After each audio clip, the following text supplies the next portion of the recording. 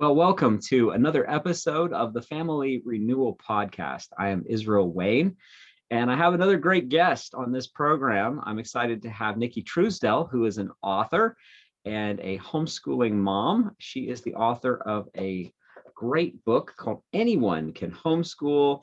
Subtitle is called Overcoming Obstacles to Home Education. Nicki, welcome to our podcast. Thank you. I'm so excited to be here. Well, I'm going to just play off of this title a little bit here, the Anyone Can Homeschool title, because I'm going to say that when people see that title, they're going to say, well, that's not literal. She surely doesn't mean that literally. She misnamed her book. What she means is that privileged elite people get to homeschool.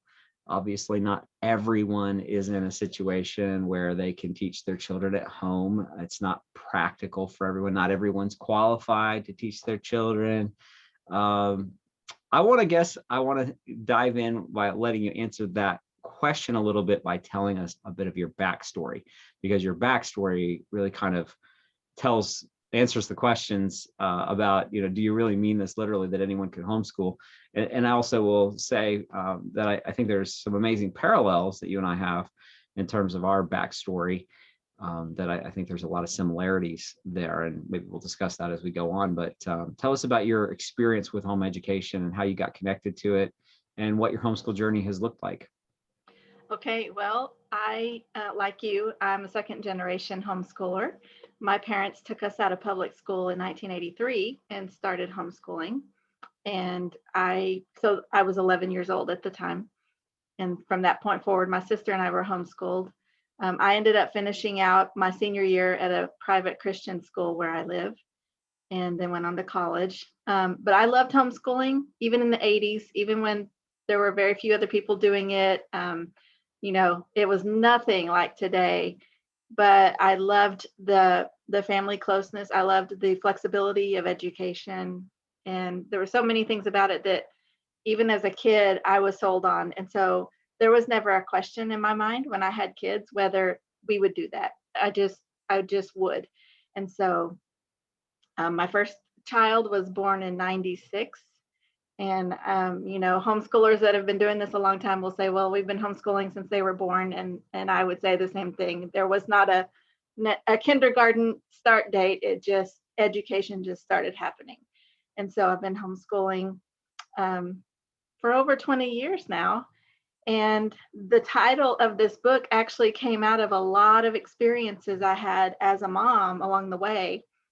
And, I actually posted about this today, but the first 15 years or so of my homeschooling journey as a mom were me struggling through life and homeschooling. And I wasn't planning to prove to the world that it could be done. I was just living life. And that life included a divorce from an abusive husband and literally running away one day and going somewhere else to be safe and starting over. And at that point, I had 2 children. We'd already started homeschooling, and it never crossed my mind to do anything different. It didn't occur to me to send them to school because now I have to get a job. I just thought, how do I get a job and keep raising my children this way? And that set me on a journey of many years of asking that question, no matter what happened, whether it was, single motherhood. And along with that comes budget constraints, obviously. And, I did remarry after 2 years, and I have a wonderful husband now, but we've gone through several different things, including huge financial hits and multiple moves. And I've suffered migraines my whole life, which can knock me out for a day or two. And then there's always the question that, you're not qualified because you didn't go to college and get a teaching certificate, or maybe you dropped out of high school. So many of these things have been part of my personal journey. And I eventually heard myself telling people, no, anyone can do this. I'll tell you how. I'll tell you why anyone can do this. Because like you said, the question always comes up, well, how can I do it? I don't fit this narrative that I think homeschoolers fit into. I'm not wealthy. I'm not self-employed. I'm not college educated. All of those things people think you have to have. I proved that you don't. And so I would talk to people on the phone, and I would invite them to my house, or we'd meet at the park. And of course, online, I answered that question all the time. And I was always typing these long answers. And my husband said, "You should just put this in a book." And I laughed at him at first. And then I thought, that's exactly what I need to do. And so I started that about 3 or 4 years ago and just published it last summer. And it really does literally mean everyone can homeschool. Anyone can do it if you understand how education works.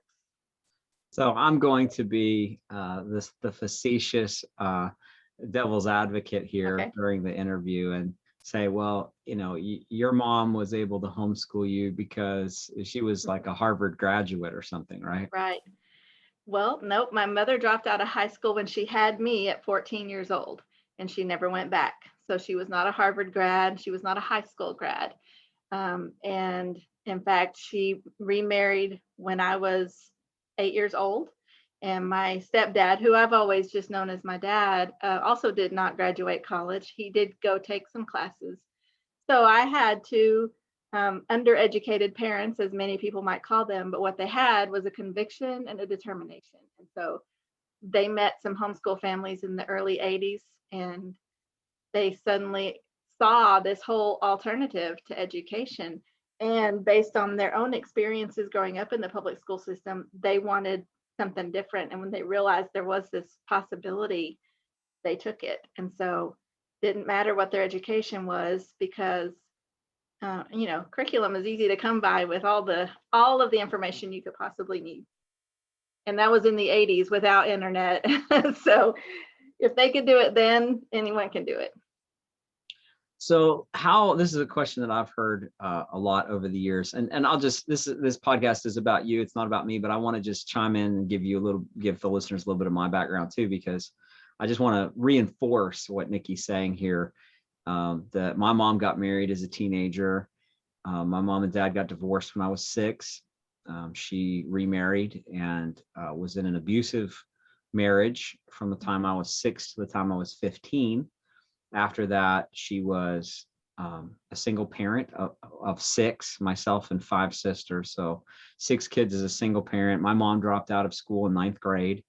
Yeah. So that there's a lot of similarities. We Very were similar. homeschooling back in the 80s when not only was it not popular, it was against the law. Yes. You had to keep it under wraps that you were homeschooling. There was not support from the church or from family or friends. You were completely alone. And so I also resonate with what you're saying. And one of the things I've heard, so I'm going to throw this at you, is how was your mom able to home educate you during high school when she didn't go to high school herself? Explain that. How does that work? That's a good question. And high school does scare a lot of people. So I'll tell you how she did it. And that was with curriculum, teacher guides. She had help. My uncle was also homeschooling his kids, my aunt and uncle. And my uncle would come and tutor me in subjects where I needed help. So even back then, there was help to be gotten if you just asked. And so he would come over once or twice a week and help me with math and science, which were not my strong subjects or my mom's. My dad was actually very smart, even though he didn't go to college to get that way. He was one of those people that just was interested in everything and understood everything. And so he helped a lot with the things that my mom couldn't. But we used rod and staff curriculum at that time, and also ACE. And both of those are pretty straightforward with teacher manuals. And so, what you don't know, you can get help with. Even back then with such limited resources, it wasn't hard. And when I went to the Christian school for my senior year, I graduated as the salutatorian of the class. And they were surprised. She even said, the principal said at our award ceremony that she was surprised that my grades were real, since I had come from homeschooling. And then I went on to college and earned a bachelor's degree. So, it didn't matter that my mom was not a high school or college graduate. we went all the way through high school, no problem.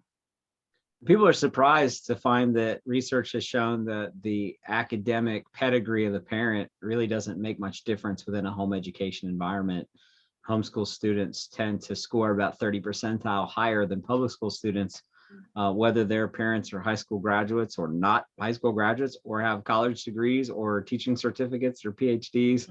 They all homeschoolers generally, on average, tend to do well despite the level of academic education of their parents. And so the key to that, of course, is the aspect of involvement, parental involvement. And so that brings us to the single parent question, because people say, well, you certainly cannot homeschool your children if you're a single parent, but you're saying you did it.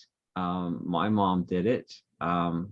What is I know that? so many people that do. Oh, right. And there are thousands of single parents that homeschool. And you and I will agree, I know, just, from the get-go, that there's a lot more we can do as a homeschool community, as a Christian community, to help single parents. There's a lot more that we can do to help them be successful than even what's already being done, what's available. But what are some things that you would say for somebody who's a single parent who feels like, I can't do this because, I have to work a job, and what does that look like? Well, what I tell people is that there's not one answer to that question, because everyone's life is different. It depends on, do you have a job, and what kind of job is it? What are your hours? Do you work at home, or do you leave the house? How old are your kids? Have they already homeschooled, or are you taking them out of school right now? There's so many things that go into it. And that's why the first 2 chapters of the book are so important, because I try to help understand that education is not only what we know from the public school system.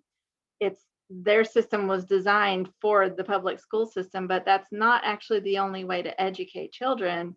And it can be done on any schedule, on any budget. It can be done on all day Saturday or in the evenings, or, if you have older children, they can learn to be self-sufficient for the most part. They need parental guidance, but it's hard to answer that question one way, because everyone's house is different. It's like telling everyone, you got to cook your green beans this way. No, you don't. You can do it any way you want to. And so it's the same way with homeschooling. You just have to figure out what your family needs. Do your kids need more oversight, or can they handle some schoolwork on their own? Do you have friends or neighbors that are willing to help? Or, like you said, homeschool group or church. That's one of the things I'm so passionate about. And I keep trying to tell people, if you know a single homeschooling parent, please ask them, what can I do to help you? Whether it's bring them supper, or, oversee the kids one day, watch them while they do their schoolwork, or get them groceries. There's so many different things that these moms need. It's hard to just say one thing, but ask them. Just say, I see what you're doing and I want to help. What do you need? But I've written some things on working parents or working from home. And so you really just have to first say, what kind of education do I want to give my kids? And how am I going to fit that in the schedule that we have? Yes, and sure. Then you go from there. But I remember my single motherhood years as probably the hardest that I've ever been through. And I've been through some other hard things too, but that's hard. I didn't consider myself an empowered woman or a strong woman or any of that stuff. It was just hard. And I cried almost every night, but I knew that God gave me these children to disciple, and sending them off to be in the care of other people was not the way that I wanted that to happen. And so every day was hard, and I just would wake up each day and say, how are we going to do this today? And God provided so many different things in so many different ways, because I was just living in faith. And I have to say that about the whole book. You need to trust God in every situation, because He does provide, and He does send you what you need when you need it, if you just trust Him. Amen to that. And I know from my experience, just watching my mom try to run a home business. She started a publishing company and trying to homeschool 6 kids and run a business.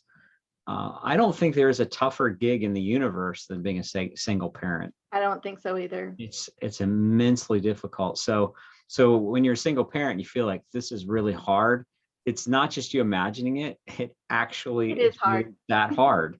Yeah. But it doesn't mean that it can't be done. And you said a couple of times this word conviction. That was where my mom was. She just believed that there was no way she was ever going to send us to an anti-Christian school.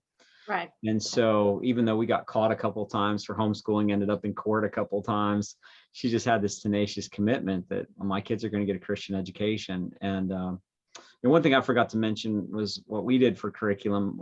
I was blessed because my mom, her job was she started a national homeschool magazine.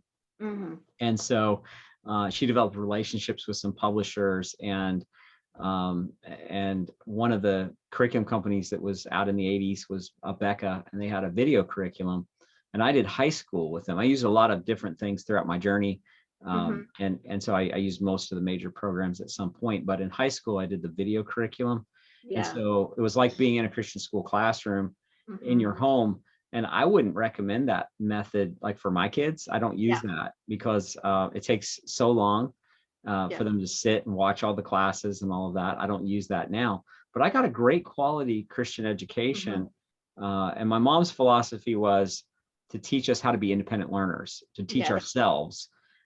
Because she said, a lot of these subjects I never even studied, but if you know how to read and you know how to think and you know how to study and how to learn, you can teach yourself.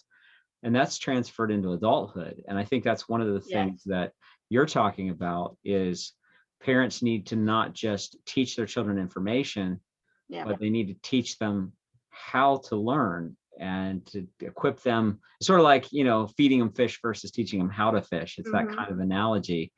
So what are some things you've done with your children just to help inculcate in them this desire to teach themselves, this love for lifelong learning?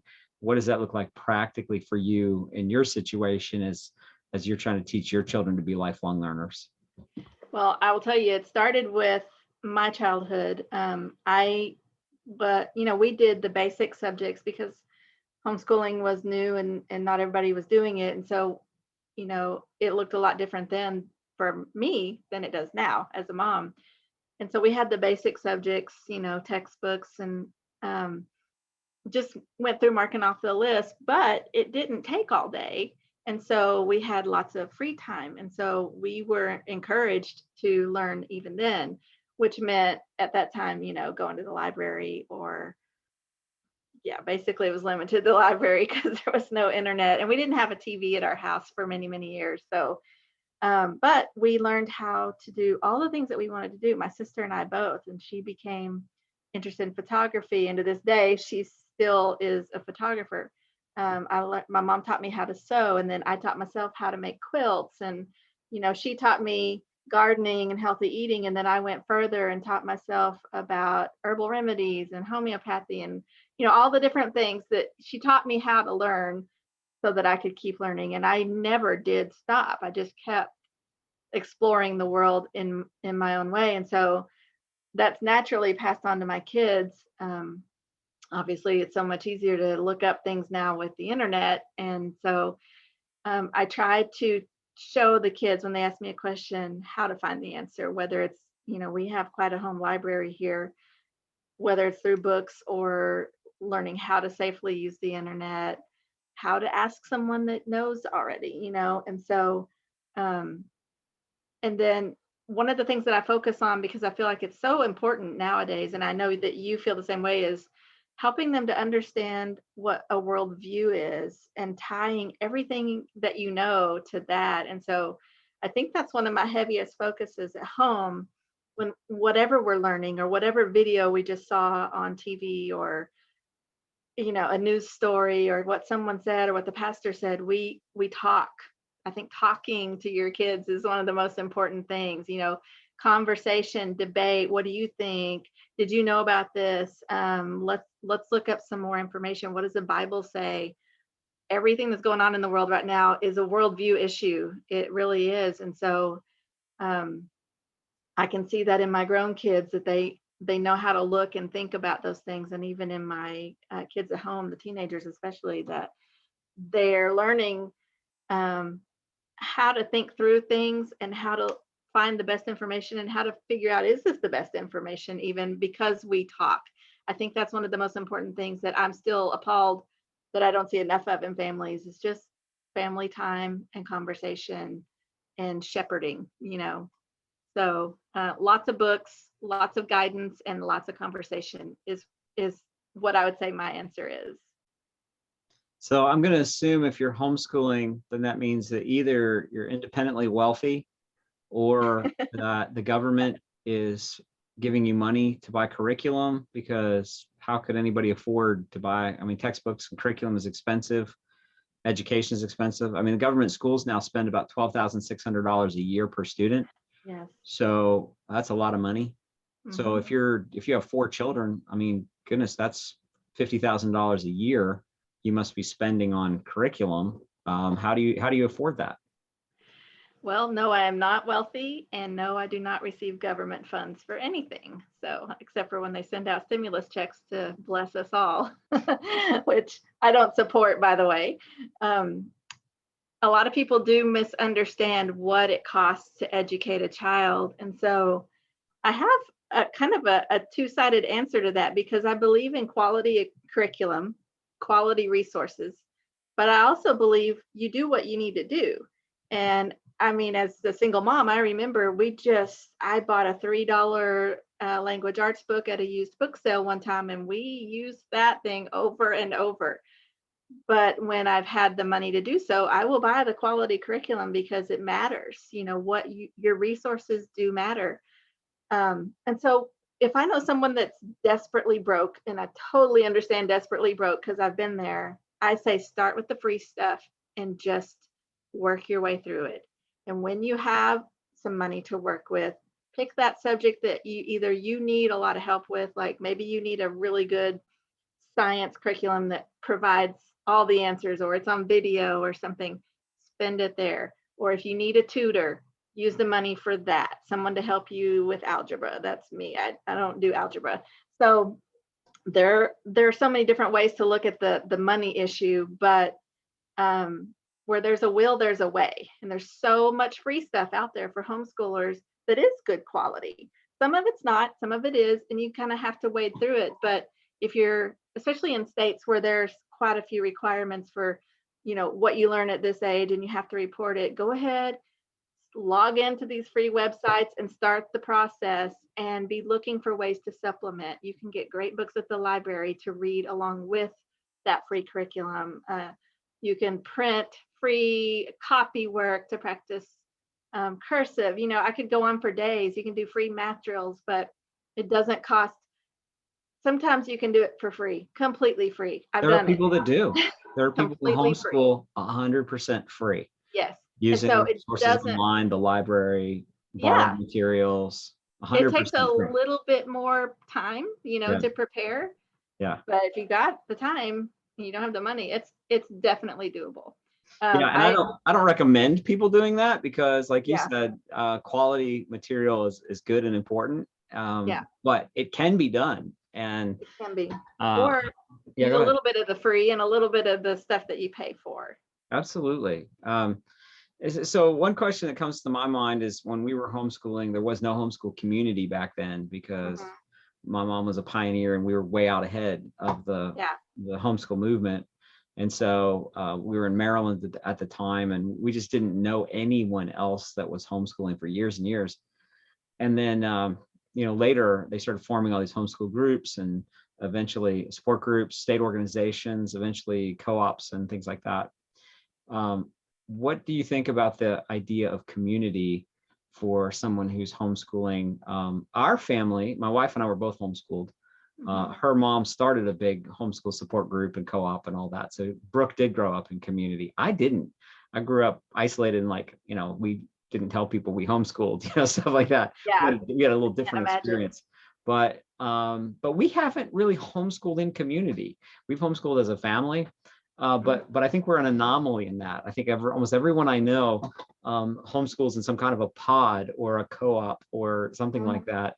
What's been your family's experience with that? But then also, what do you recommend for people? Do you see that as being helpful? Are there upsides and downsides to it? What are your thoughts on homeschooling in community with other people?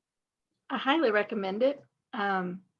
I would venture to say that for you and Brooke, you're totally completely confident in this lifestyle, and so you're going to do it no matter what. Just like your mom did, Mhm. without anyone around.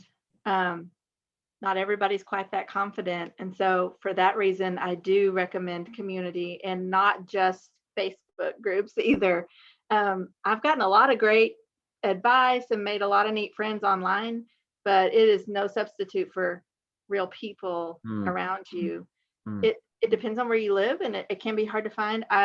So when we were growing up in the 80s, my parents were taught how to homeschool by a couple that lived nearby, and then my aunt at the time, who was single, uh, jumped in with us. So I had two cousins homeschooling, and then in our little tiny community in Oklahoma, a few other families jumped on board, and so we had like this little community of all new people, and we had monthly support meetings. Dads and moms came, and we would have a potluck, and someone would speak and talk, just be encouraging. And then the parents would put on an end of the year banquet, and kids would get awards. And so I remember those times fondly because we played with the kids, and my parents and all the other adults encouraged each other. Some people stayed with homeschooling and some didn't, as still happens. For me, I've been very blessed to be a part of the same homeschool group all these years where I live. And it grew from park days in the 80s to, um, well, we have a co-op that's been going on for 20 years now. And so it's just an enrichment Wow. classes co-op, and it's all With the same volunteer. students who just never graduated, right? Uh, Okay. well, my family's been there that long, but some of my kids have grown up and graduated. But Okay. it's kind of fun because you see a lot of the same families that have been there for a long time. And then this year, the size has doubled because homeschooling is growing so much. Mm, And so I do believe it's important because if you're new, or you maybe are new to the area or whatever, it's so helpful to know that there are people that have been doing this a long time, and they can reassure you that whatever bad day you're having is probably normal, and here's what you do. Or even curriculum, there's so many choices now, people have no idea where to start, and so you can say, here's this, we use this, you want to look through the book and see what you think. And so or I've always said that our homeschool community is like a second church body, because they will help someone move or bring meals when a new baby is born, and mm. um, It's take up amazing. money collections for someone going through a very difficult time. And so Wow. it's always been like a second church body for us. And so for that reason, I'm a big fan of community. And but I could stay home all the time too, and it wouldn't bother me. But even after all these years, I find support from the other moms too. Mm. So everybody needs it. So yeah, I highly recommend it. So how did you know that you were qualified to teach your children? Like, did you have to pass an assessment test that certified you as being qualified, or did you have to get permission from the government to say, you are in a class of people who are uniquely special and able to teach their own children, or how did that come about? Well, since my mom had done it on a ninth grade education, I automatically felt qualified. That never ever even crossed my mind. Mm, And the only time I ever deal with that is when other people ask the question. I've never felt unqualified. And I think God just knows what he's doing when he gave me a mother that dropped out in ninth grade and went on to homeschool, because I don't care who you are. I can say, yeah, anybody can do this. If my mom did it with very limited resources and no high school diploma, anybody can do it. isn't it And I think interesting? sometimes the college degree is a hang up for a lot of people because they're trying to fit public education into a home. And that I've had so many teachers tell me when they decide to homeschool, I've had to relearn everything. I have had to throw out everything I learned in college and start over and think about home. So That's actually one of the lead chapters in your book, Yes. You talk about how you almost kind of have to go through a deprogramming. You don't use that word, but almost like a deprogramming process, Deschooling. deschooling process, where you have to not think in terms of the system, because you're not in the system anymore, and what works in that system isn't necessarily going to work at home. No, but that's the way we all think because we're all Americans. And so even you and I, who didn't have, I had a little bit of public school, but we still know that's how most of the world works. And so I still think, okay, ninth grade, this, and I go, wait a minute, doesn't matter. I'm not there. So it's such a natural way to think that people do really need to unthink that. Yeah, for sure. It's so interesting to me that people really do have a mindset now where they feel like they have to get permission Yes, from the government to do for anything, everything. and it's like, well, you mean teach our own children at home? Is that legal? Is that something that we're allowed to do? And yes, it is legal in every state in the Yeah. US and most countries now. So when you talk to somebody who says um, that they don't feel qualified to homeschool, like let's say, for example, that they say, well, I don't feel like I have enough patience to homeschool. What do you say to that parent? I don't either. um, You're not just a naturally patient. You weren't born patient. oh my goodness, no. I used to, even as a kid, I used to think, I wish I was so much more patient and friendly. It's not my natural personality. I'm kind of a rule follower. I'm a stickler. I'm a thinker, and so no, it's not natural for me at all to be patient and never-ending graceful at all. So, but what I have to tell myself this every day, and what I try to tell people all the time is to just realize that homeschooling is parenting. It's just more of it. It's That's right. full-time parenting. Right. You're not sending them off for someone else to deal with. You're going to deal with all of their behaviors. And actually that's very important to begin with, because if you've got kids who are out of control, homeschooling is not going to work very well. But if you understand my job is also to teach them how to act, then I mean, you're going to have kids that don't want to clean their room, so they're not going to want to do their math lessons either. That's kids. So teaching proper behavior and expecting it is part of the deal. And so nobody has that much patience that I know of.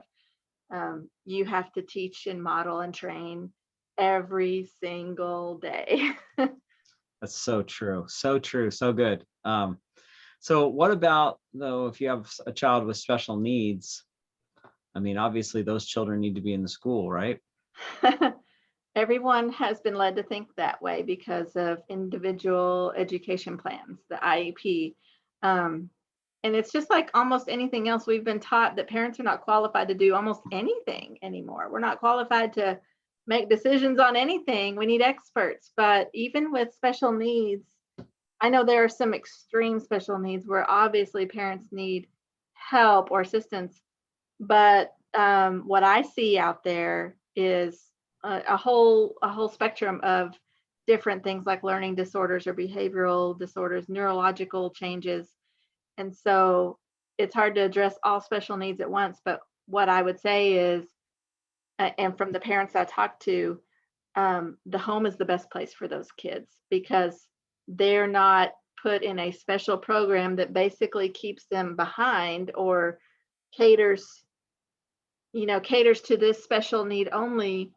They're at home, they're allowed to thrive on whatever schedule those special needs require, whatever food, whatever medical needs they have. There's so many things that a school is still limited to, but at home, you can bring in therapists or take them to the therapist when they need to, or whatever medical needs or nutritional needs they have, or sleep, or special education needs, whether it's special equipment or not writing or writing more, is such a broad question, but Sure. whatever it is at home, you're in charge of that IEP. And I've actually read and shared an article about how to design your own. But the stress of living that life for a special needs child living on the school schedule is taken completely away, and they're allowed to be a kid, and those special needs don't have to define them at home.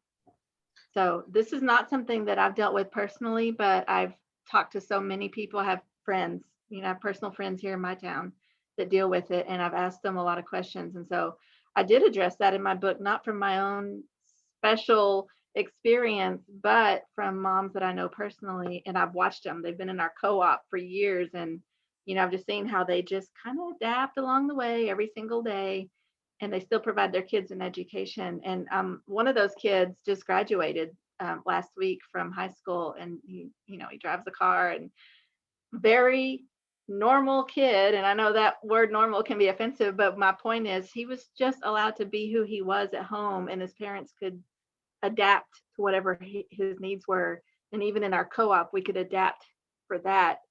And it was still comfortable and friendly, and he got everything he needed. So That's great. it's not an impediment at all.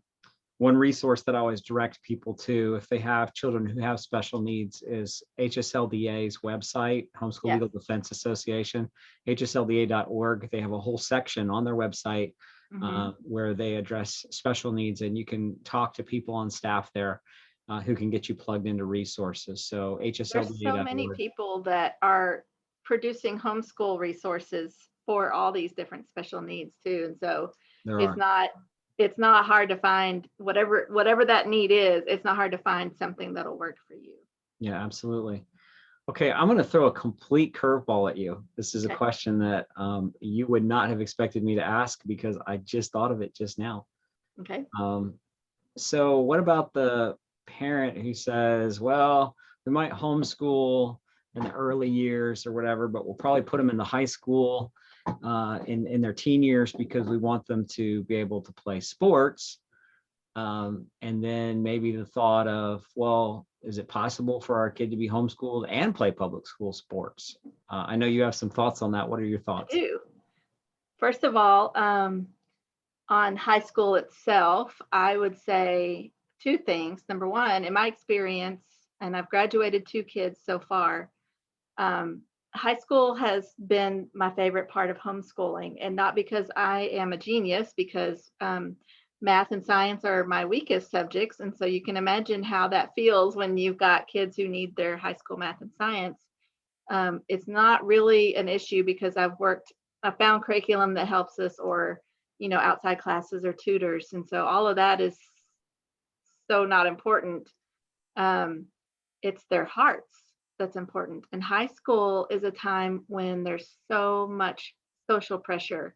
And in today's world, I mean, just the last year or two, it's exploded with so many more kinds of social pressure than you and I would have had in high school, that it's not worth it. It's just not worth it. I don't care. I don't care how great the football team is or whatever. It's not worth it to expose your kids to someone else's worldview for multiple hours a day, just because high school might seem a little harder, or because there might be more opportunities, for extracurricular activities. I am pretty passionate about not getting involved with government funds and the public school system if you have opted out of it, because what I always say is, what was your reason for getting out of that school system?